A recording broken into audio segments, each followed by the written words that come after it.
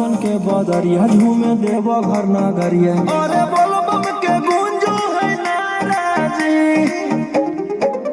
छोड़ी महल अटारी चढ़े सुहिया पहाड़ी। अरे बाबा के भक्ति सारा जी, डम डम डमरू बजत चलो है, फुलावा से रही है सजत चलो है, शिलम से धुआं फेंके आग जैसन।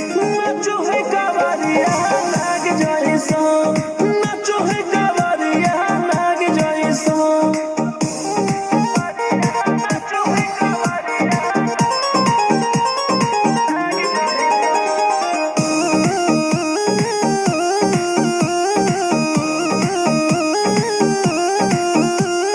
जल लेके चलल ह कैदल रंगा बाज के, गेरुआ गमछिया बान्ह के। मन में है भगती मिलो है कैसा कती, चले सभे सिनेमा तान के।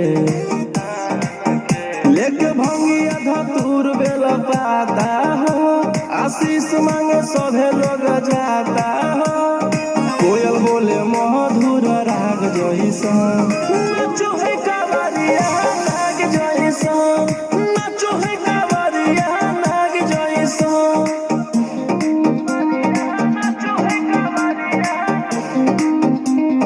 नाग जैसन।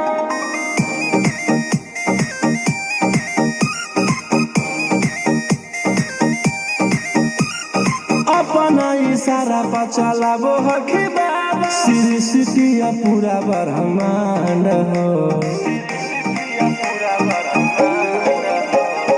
इनके दया से आज असुआ उसके होलो हो कोई नामा बरांड हो। जे भी करो है सुमारी ओकरा पून मिलो है, इनकर चूमी चरण सुकून मिलो है, रोहिया दहाड़े देखो बाघ जैसन।